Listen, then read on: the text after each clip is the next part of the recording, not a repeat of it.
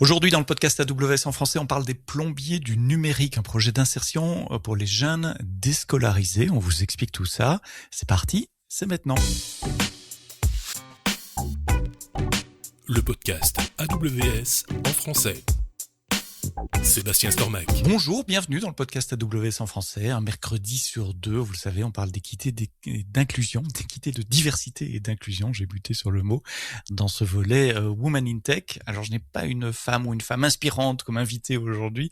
Ça sera entre deux hommes, mais on va parler d'équité, de diversité, surtout d'inclusion sociale, d'inclusion de genre dans des programmes de formation avec une association qui s'appelle Impala et un programme qui s'appelle les plombiers du numérique. J'espère que programme est le bon mot, mais vous allez me corriger, Florian. J'ai le plaisir d'accueillir Florian Dubois. Vous êtes directeur général de l'association Impala.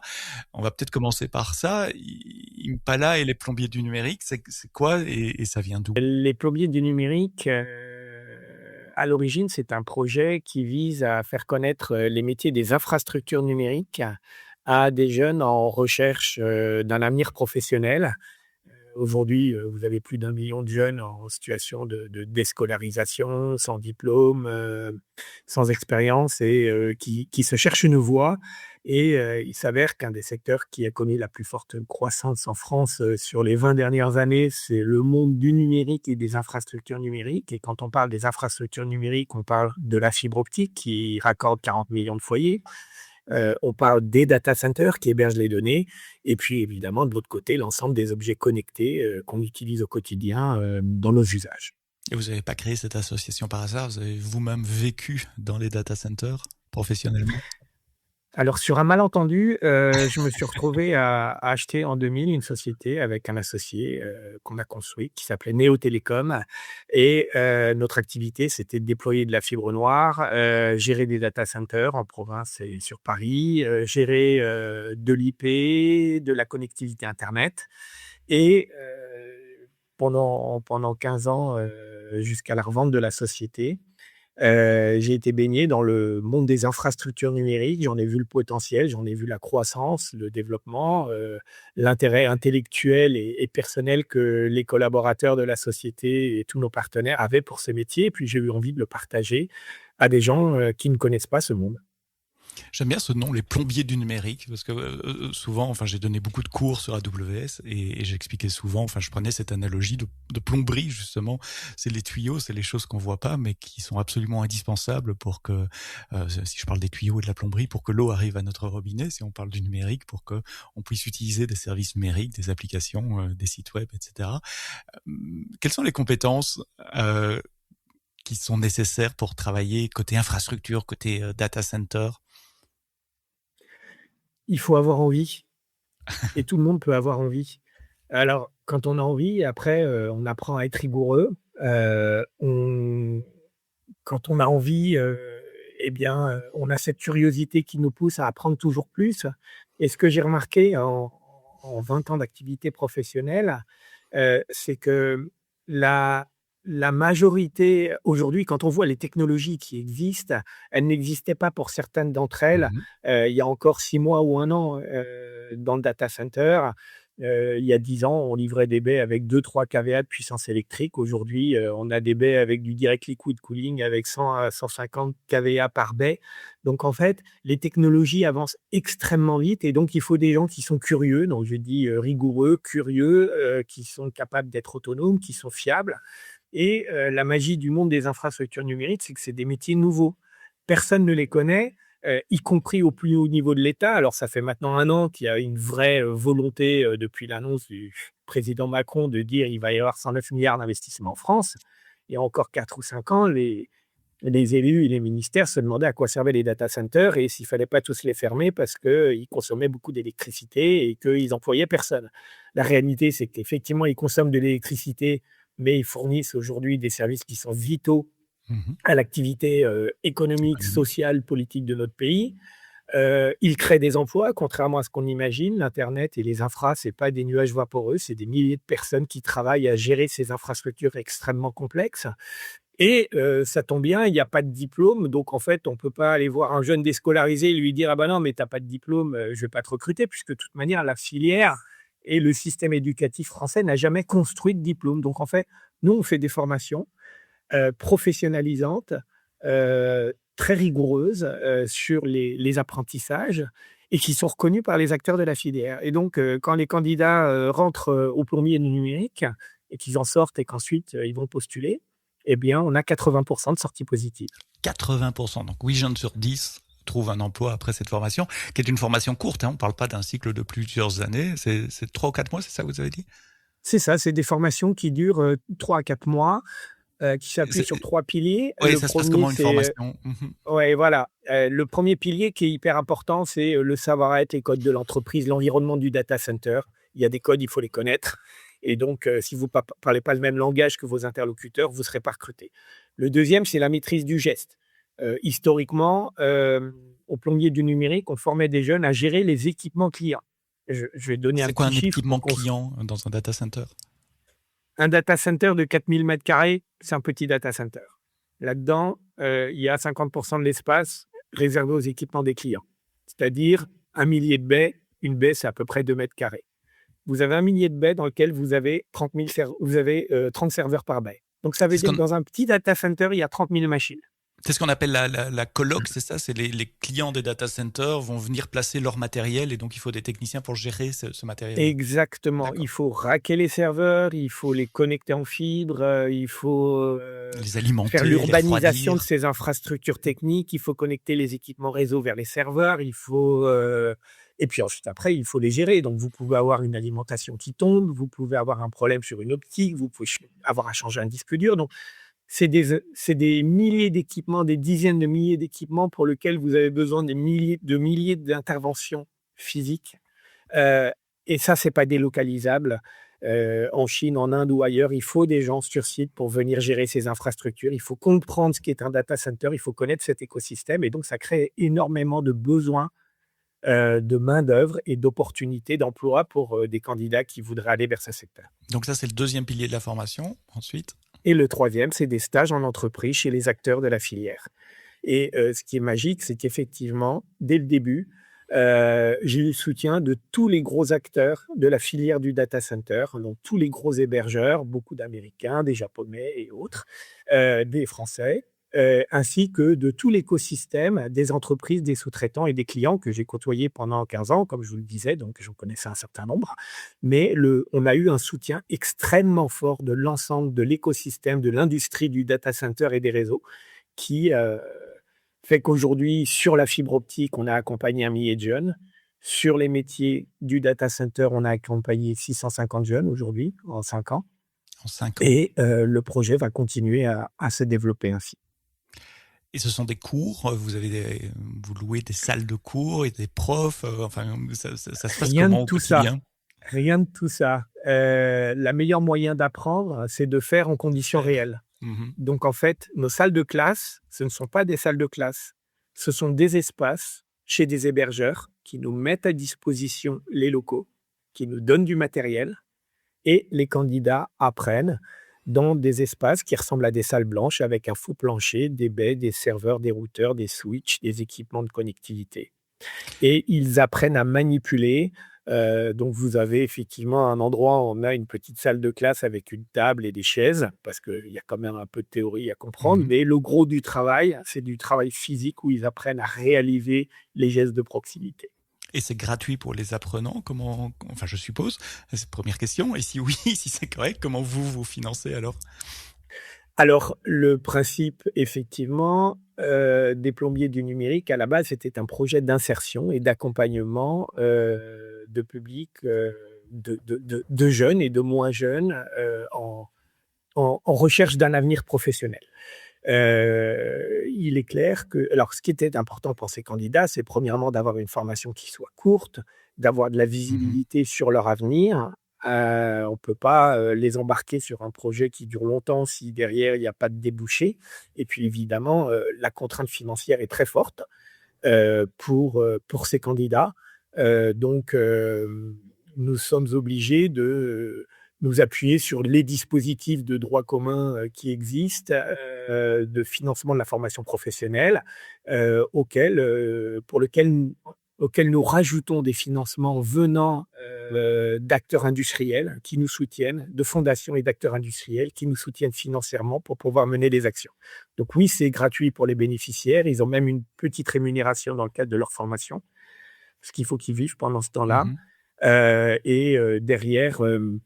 Derrière, on sollicite le soutien de l'industrie du data center et des télécoms pour permettre ce projet de continuer à vivre et de se développer.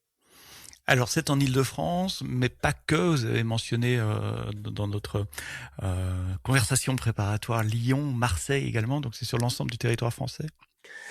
Alors, historiquement, les plombiers du numérique ont commencé autour des métiers de la fibre. Donc, on avait monté une quinzaine de plateaux techniques. Ça allait de Perpignan à Roubaix. Et donc, c'est comme ça qu'on a formé un millier de jeunes. La fibre étant finie d'être déployée, on s'est orienté vers les métiers du data center. Il s'avère que la demande est extrêmement forte en Île-de-France, et justement parce qu'on a une très grosse diversité d'acteurs et de besoins. Et donc, le projet qui avait été mis en place à Lyon, Marseille également il y a 2 ans, n'a pas réellement fonctionné. Par contre, il a fonctionné extrêmement fort à Paris. Et quand je vous dis que 650 jeunes ont été formés, c'est 600 jeunes en Île-de-France et le reste sur le territoire national. Par contre, aujourd'hui, avec l'avènement de nouvelles infrastructures, typiquement tous les hyperscalers qui sont en train d'ouvrir sur de nombreux territoires, cela crée des nouvelles opportunités et on a comme objet de créer ou de relancer cette activité sur Lyon et Marseille d'ici la fin de l'année pour compléter les infrastructures parisiennes. Comment vous les trouvez, ces jeunes? Parce que vous avez dit au départ, ils sont déscolarisés. D'habitude, quand j'ai quelqu'un d'une association dans le podcast, là, à votre place, ils disent on va dans les écoles, on fait savoir.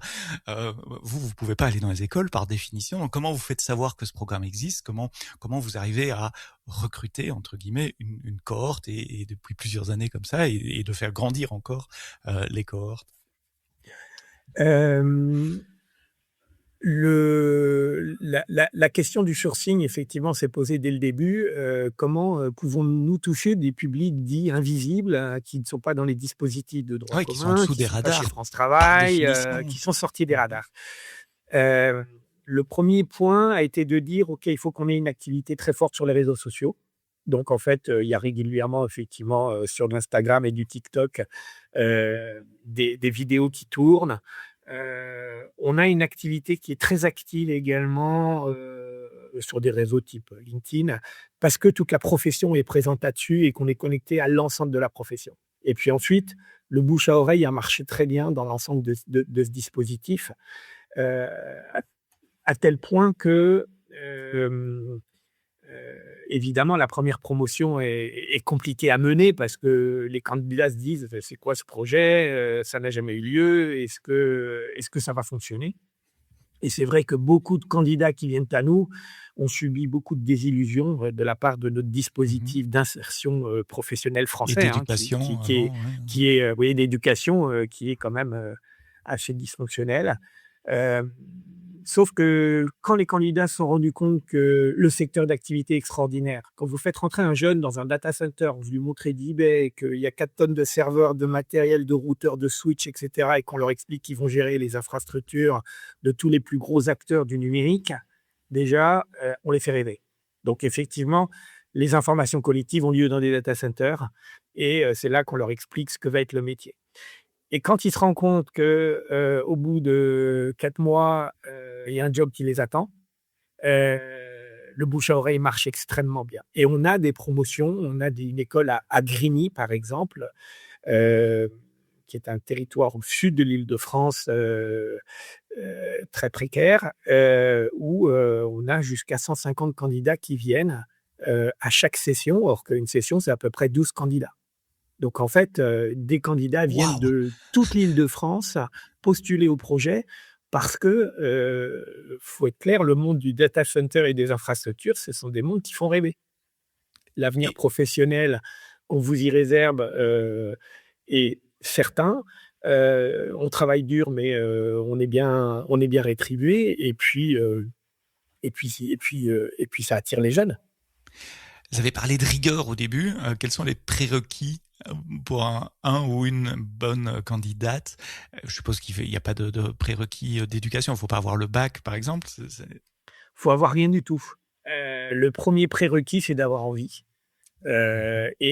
Évidemment, je le disais tout à l'heure, ça signifie beaucoup de choses d'avoir envie.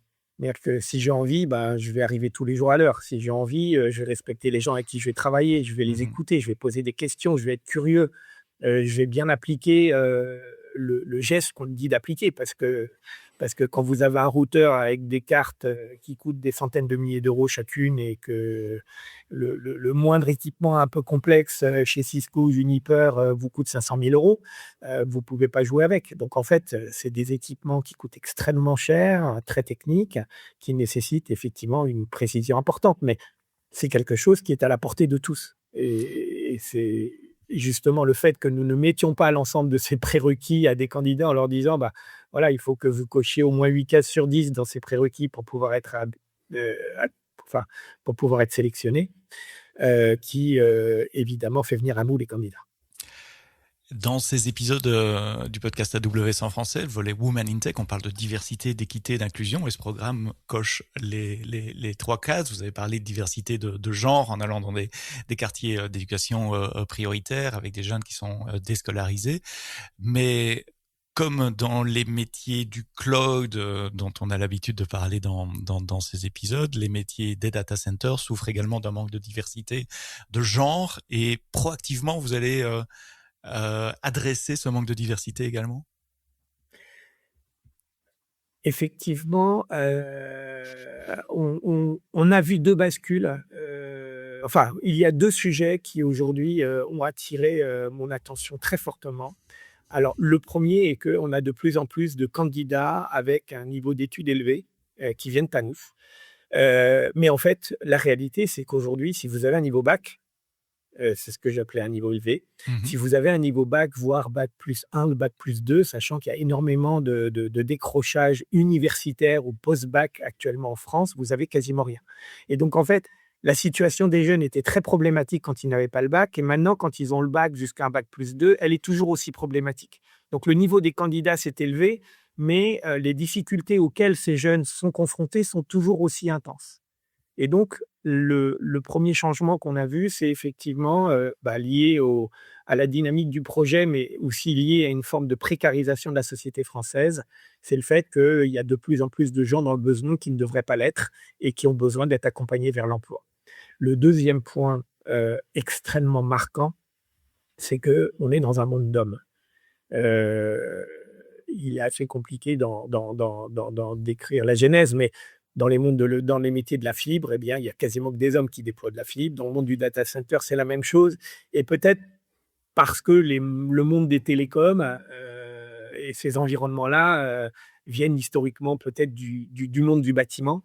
Et donc, il y a cette idée de se dire que de toute manière, ces métiers, ils sont réservés aux hommes et ils ne sont pas réservés aux femmes.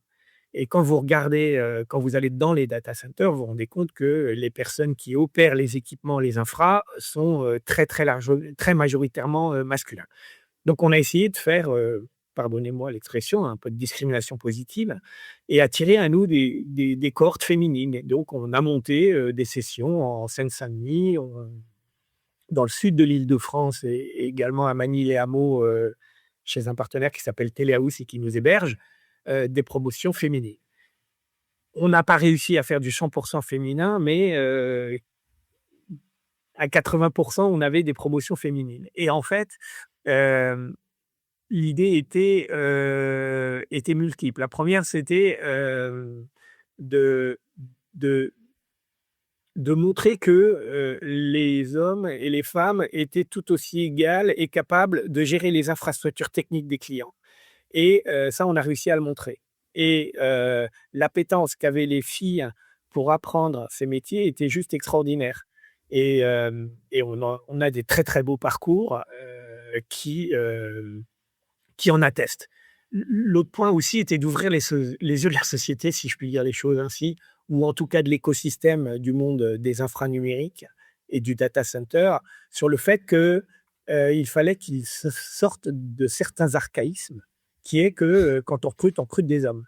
Alors oui, comme dans le data center, on travaille en 7/24. Donc, évidemment, il y a des shifts. Vous travaillez en 3/8, vous pouvez travailler le week-end, vous avez des astreintes. Ah, ça peut être lourd, mais si les femmes ont envie de faire des astreintes et qu'elles veulent travailler en 7/24, eh ben, elles ont le droit de travailler en 7/24 comme les hommes le font. Et donc, les recruteurs doivent être suffisamment ouverts d'esprit pour se dire, si cette femme veut le faire, eh ben, je vais lui donner sa chance. Et donc, on a essayé effectivement de médiatiser ou en tout cas de communiquer sur le fait que les femmes avaient toute leur place dans le monde du data center, et on a été soutenu par Anne Le Henaf, ministre du numérique, qui est venue remettre une attestation de compétences au groupe de 10 femmes qui ont été formées à manier les hameaux. Ça a été un moment absolument incroyable. Alors, un moment de bonheur pour ces femmes que de recevoir un diplôme de la ministre. Ça donne de la visibilité presse également. Ça a donné une très belle visibilité presse, mais surtout, ça a donné de la visibilité, je crois, dans l'écosystème. Et ça, c'est un sujet qui est important parce que tous les hébergeurs en ont entendu parler, tous les acteurs qui recrutent des candidats, les prestataires, les clients et autres ont dû en entendre parler forcément, tellement la communication a été forte autour de cet événement. Et on espère modestement que ça puisse faire changer les lignes. Vous avez utilisé le mot de discrimination positive. Je sais que c'est pas un beau mot, mais j'en ai pas de meilleur pour le moment pour dire ça. Ça veut dire que vous alliez faire du recrutement à destination des jeunes femmes ou des étudiantes. Comment vous avez fait? C'est quelque chose que je fais assez souvent chez AWS quand on doit choisir des speakers pour une conférence. On veut représenter nos conférences avec aussi les talents féminins qui travaillent avec nous. Ça n'arrive pas par hasard de faire une promo à 80% féminine. Je veux dire, il y a vraiment du travail derrière. Comment ça s'est passé chez les plombiers du numérique? Nous avons souhaité constituer des promotions à 80% féminines, et effectivement, ça a nécessité pour nos équipes un travail extrêmement important pour être capable de constituer ces corps. Donc déjà, évidemment, on avait un public qui n'était pas uniquement issu du territoire des Yvelines, Magny-les-Hameaux étant dans les Yvelines, puis on avait des candidates qui venaient de toute l'Île-de-France. Premier point, c'est qu'elles étaient tellement motivées par l'activité qu'elles avaient 1h30 de transport le matin et 1h30 le soir, et jamais un seul jour elles sont arrivées en retard. Donc ça, c'est juste exceptionnel, et ça montre leur volonté et leur résilience. Et en fait, grâce à notre expérience sur les plombiers du numérique et ces formations de techniciens data center, on s'est créé un réseau de prescripteurs sur toute l'Île-de-France, avec 4 écoles qui maillent le nord, sud, est, ouest. Donc, tout un réseau de prescripteurs à qui on a dit « Ok, on veut des femmes. Trouvez-nous des femmes, allez convaincre des femmes et ne nous envoyez pas d'offres. » Et ils nous ont toujours envoyé des hommes parce qu'ils venaient naturellement, puisque ça existait. C'est plus facile. Ouais. Ça nous a permis quand même de constituer des groupes. Ça a permis de constituer des groupes féminins. Et quand vous avez une femme avec 11 hommes, c'est compliqué. Quand vous avez 6 femmes avec 6 hommes, ça passe beaucoup mieux. Et donc, par exemple, la Seine-Saint-Denis, qui est le département de la Seine-Saint-Denis, qui est extrêmement actif et qui est un vrai soutien, comme beaucoup d'autres départements d'ailleurs. 92, c'est pareil. Mais la Seine-Saint-Denis a financé des promotions exclusivement féminines. Donc, ils ont eu cette volonté aussi de dire la moitié de notre territoire, c'est des femmes. Les data centers, c'est une activité essentielle pour la Seine-Saint-Denis, puisque c'est là que vous avez la plus grosse concentration en France d'infrastructures. Essayons d'ouvrir les choses. Et donc, quand vous avez le soutien du département, et que ce département-là, lui-même, va embarquer avec lui l'ensemble de ses prescripteurs, des acteurs du plan local d'insertion et d'emploi, et que le projet commence à être connu et qu'il y a déjà eu du bouche à oreille et qu'on a les réseaux sociaux, finalement, on arrive à monter des groupes. Vous êtes dans le podcast AWS en français. Sur le site web des plombiers du numérique, il y a le logo d'AWS également. C'est quoi la collaboration entre Impala, les plombiers du numérique et AWS? La collaboration avec AWS est multiple. La première est très basique. mais elle est absolument essentielle. C'est un soutien financier. Il faut savoir que les sources de financement qu'on avait en 2025, qui émargeaient sous le nom un peu compliqué de PRIT, qui signifie Plan régional d'investissement dans les compétences, qui sont des dispositifs de financement initiés par l'État français vers des projets d'insertion professionnelle, a été totalement éliminé. Donc, ces 400 millions qui ont disparu du jour au lendemain en Île-de-France. Et donc, on a été impacté puisque nous n'avions plus de dotation pour pouvoir financer nos 4 écoles. Donc, on a trouvé des sources de financement alternatives et France Travail a joué un rôle exemplaire là-dedans, mais ça ne suffit pas pour pouvoir porter des projets aussi exigeants, aussi techniques. Et donc, la première source de soutien d'AWS, c'est évidemment un soutien financier. La deuxième, c'est la question du recrutement. Dire qu'on forme des jeunes, mais on ne les forme pas pour le plaisir de les former. On les forme pour que derrière, ils partent à l'emploi. Oui, vos partenaires industriels, comme vous avez dit, non seulement financent, mais également sont les portes de sortie et donc engagent les jeunes issus des formations. Exactement. Donc, en fait, AWS fait partie des acteurs qui recrutent des candidats. Alors, AWS fait partie des facteurs certainement les plus exigeants en termes de compétences dans le monde, je pense, compte tenu du niveau d'exigence que vous avez sur les collaborateurs qui travaillent chez vous. Donc, il y a pas mal de candidats qui se retrouvent chez AWS, mais ils ne s'y retrouvent pas en première expérience. Ils vont commencer à travailler chez un sous-traitant, puis peut-être un deuxième. Puis au bout d'un moment, ils auront une expérience telle qu'ils vont finir par être recrutés chez AWS. Et donc, tout ça, ça fait partie d'un écosystème et d'une chaîne où les gens sont amenés à progresser petit à petit jusqu'à ce qu'ils puissent effectivement travailler pour les grands acteurs de la filière. Donc ça, c'est le deuxième point qui est important. Le troisième, je ne vais pas le négliger, c'est la visibilité qu'apporte le soutien d'AWS. Il est clair que le fait d'être soutenu par AWS est un gage de crédibilité pour notre formation. C'est-à-dire que si effectivement on formait n'importe comment les candidats, peut-être que vous les auriez soutenus une année, mais puis après, les soutiens se seraient taris et vous seriez partis sur d'autres projets. Donc, ça fait 4 ans qu'on est soutenu aujourd'hui par AWS. Régulièrement, il y a des interactions fortes entre nous. Il y a du partage d'expériences, il y a du mécénat de compétences, il y a de la visite. Il y a eu pas mal de jeunes qui sont venus rencontrer les équipes AWS à votre siège. Et tout ça concourt à les intégrer et à les insérer. Quand ils ont le directeur des opérations Europe qui vient les rencontrer à Grigny, c'était un vrai moment d'échange et c'était intéressant qu'ils passent la demi-journée avec des candidates et des candidats à échanger, à partager de l'expérience, à faire des entretiens de recrutement, à les préparer pour leur futur avenir professionnel. La différence avec AWS, souvent, c'est qu'on a nos propres data centers aussi. Vous avez parlé de colloques au début, d'installation d'équipements clients. Si vous pouvez les citer, quels sont les principaux acteurs avec lesquels vous travaillez en France? Est-ce qu'il y a des marques connues? Vous avez cité Roubaix, je pense peux les directement citer, au VH. Je suis désolé, je vais être obligé de tous les citer. Donc, je travaille avec Equinix, je travaille avec DataCatch, je travaille avec Digital Realty, avec Telehouse, avec Global Switch, avec Enlighten, avec Ethics, avec AWS forcément. Et une fois que j'ai dit ça, j'ai à peu près cité tous les gros acteurs de la filière. On s'excuse si on en a oublié un, mais je mets le lien sur le site web et vous aurez la liste de tous les partenaires.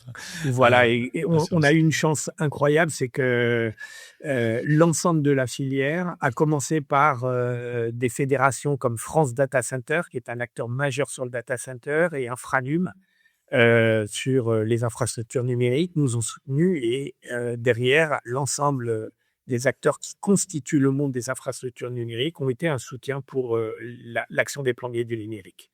Et donc aujourd'hui, c'est ce qui nous amène à nous développer d'un point de vue géographique, mais également à développer nos actions d'un point de vue métier. Et je me permets d'en dire un mot parce que ce qu'il faut comprendre, c'est que le data center en lui-même n'a aucun intérêt. Un data center, c'est un bloc dans lequel il y a du froid, de l'électricité et des équipements des clients qui mettent des équipements dedans. Mais Un data center tout seul, qui n'est pas connecté au reste du monde, n'a aucun sens. Et donc, en fait, on a une approche holistique au plombier du numérique. C'est de se dire, il faut que l'ensemble de la chaîne de valeur que constituent les infrastructures numériques puisse bénéficier à nos candidats. Donc, on a commencé sur la partie fibre optique. C'est simple, il y avait 40 millions de foyers à raccorder en France. C'est 80 fois le tour de la Terre. Il fallait pas mal de petites mains pour pouvoir déployer les infrastructures fibre et ça nous a permis de faire des formations de techniciens fibre. De l'autre côté, il y a le data center. Le data center, je le disais tout à l'heure, c'est 50% d'équipements clients, 50% d'infrastructures pour faire tourner les équipements clients, c'est-à-dire de la distribution électrique, de la distribution climatique, de l'anti-incendie, la gestion technique du bâtiment, la gestion technique des meet me rooms, donc les interconnexions fibres entre le monde extérieur et les clients. Et donc, historiquement, on a centré notre action sur la gestion des équipements clients, puisque c'est là qu'il y avait le plus de travail à réaliser. Et puis ensuite, les data centers nous ont dit, mais Florian, ce qui nous intéresserait aussi, c'est que tu formes des gens sur la partie gestion de nos propres infrastructures techniques, donc des techniciens de maintenance sur les équipements du data center. Comme je disais, l'électricité, le froid, l'anti-incendie, ainsi de suite. Et donc, on a lancé, avec Equinix, mais 5 autres acteurs majeurs de la filière, sur un plateau technique construit par Equinix à Saint-Denis, une formation qui est la première au monde de techniciens de maintenance data center, où, au travers d'un circuit de 3 mois plus 16 mois d'apprentissage, donc en entreprise, des candidats en reconversion, en recherche d'un avenir, vont apprendre les métiers des infrastructures numériques, les métiers de la maintenance des facilities, pardonnez-moi, pour pouvoir travailler dans ce monde-là. On a fait la première expérimentation il y a 1 an. Ça s'est tellement bien passé qu'on en lance une deuxième qui commence dans les prochains jours. Et nous avons également comme projet d'ouvrir de nouvelles écoles au sud de l'Île-de-France, dans l'est de l'Île-de-France, parce que les techniciens de maintenance sur la partie facilities des data centers, le froid, l'électricité, l'anti-incendie, etc., sont extrêmement importants. Et plus il y a de data centers et plus il y a de projets ambitieux, je rappelle que sur les 109 milliards promis par le président Macron sur l'IA, les 3/4, ça concerne des data centers en France. Il faut être clair, puisque c'est pas le développement. C'est pas la recherche et le développement. C'est pas la recherche et le développement qui nécessite autant de financement, puisque les acteurs sont pas forcément français. Par contre, aujourd'hui, la France a une position extraordinaire avec du foncier, de l'énergie parmi les moins chers en Europe et les plus vertes. Et décarbonée. Et donc, le potentiel de création de data centers est absolument avéré et est immense. Et donc, on a besoin de techniciens pour gérer les data centers. Et tout ça va nous amener à un moment donné à continuer à développer notre offre, mais toujours dans cet écosystème qui est le monde, je vais appeler ça de la Smart City. Dans la Smart City, il y a les data centers, il y a de la fibre qui raccorde des data centers vers des objets. Et ces objets, ce sont demain les objets connectés et autres. C'est un super enchaînement sur ma prochaine question. Le prochain segment, je voulais parler du futur, comment vous voyez l'évolution des plombiers du numérique dans les prochaines années. Donc, Smart Cities, objets connectés, on peut être un peu plus précis sur le type de technologie, le type de formation? Je vais donner un exemple extrêmement concret. Dans le cadre de la transition énergétique, il y a 10 millions de bornes IRVE installées en France. Les installations de recharge de véhicules électriques. Okay. Les installations de recharge de véhicules électriques. C'est juste un exemple. Aujourd'hui, dans votre maison, il n'y a pas un seul équipement qui est livré non connecté. La plupart des équipements arrivent connectés. Quand vous allez dans des immeubles de bureaux, dans du tertiaire, vous vous rendez compte qu'il y a de l'électronique et de l'informatique du sol au plafond. Et il y a eu une migration extrêmement forte, ou en tout cas une évolution des technologies extrêmement forte en France sur ces dernières années, sur les bâtiments intelligents et les infrastructures intelligentes. La base de tout ça, certes, il y a du réseau, mais la base, c'est de l'électricité. Ce qu'il faut comprendre, c'est qu'aujourd'hui, il y a une filière en France, qui est la filière des électriciens, qui est une filière en tension. Il va y avoir énormément de départs à la retraite.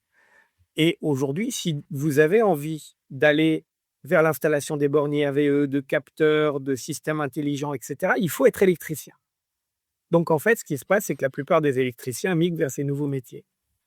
Donc, on est en train de dépouiller une filière qui est déjà en tension pour répondre aux besoins de la transition énergétique et de ces nouveaux métiers, Tandis qu'à côté de ça, vous avez des centaines de milliers de jeunes qui aimeraient bien aller vers ces nouveaux métiers, installateurs d'équipements électriques ou installateurs d'équipements connectés, qui n'en ont pas les moyens.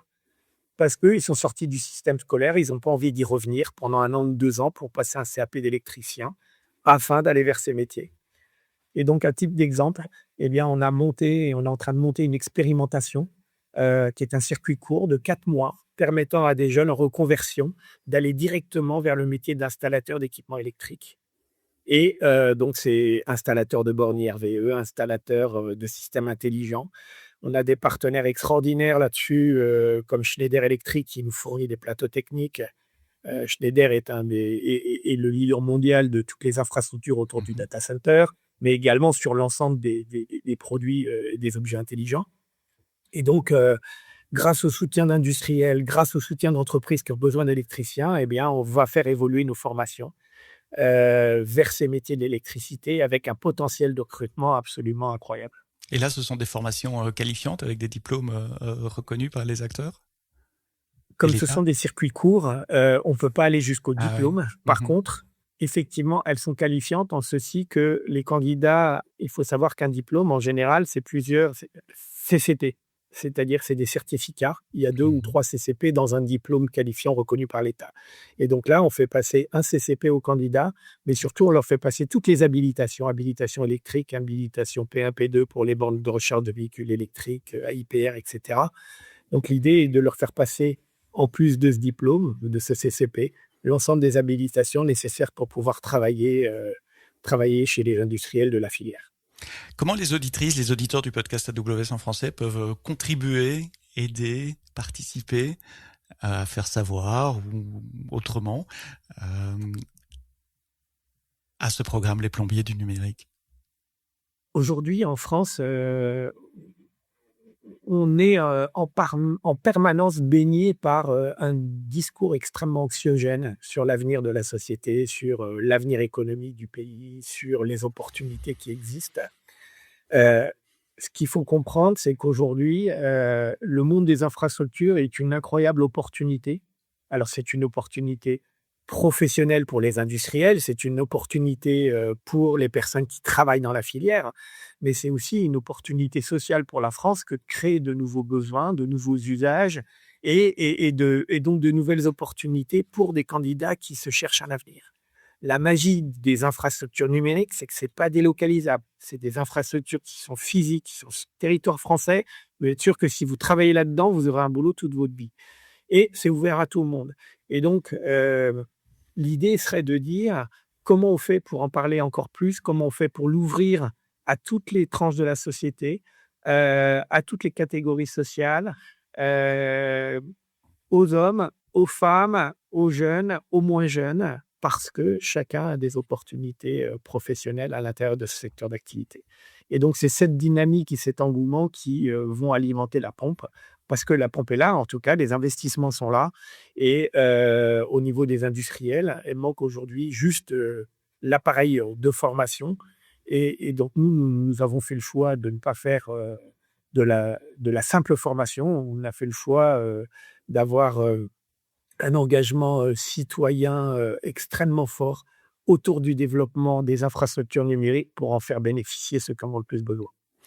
Lesplombiers-du-numérique.org tout attaché et impalaavenir.com tout attaché également, mais je vous mets les liens comme d'habitude dans les notes de ce podcast. Vous scrollez dans votre application de podcast ou sur le site web ou là où vous nous écoutez, vous trouverez les liens.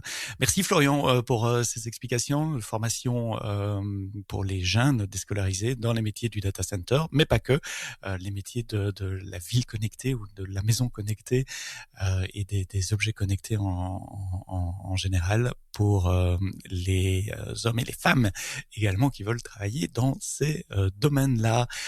Florian Dubois, tu es directeur général d'Impala Avenir. Merci à vous d'avoir écouté cet épisode du podcast AWS en français jusqu'au bout. Rendez-vous vendredi pour un nouvel épisode.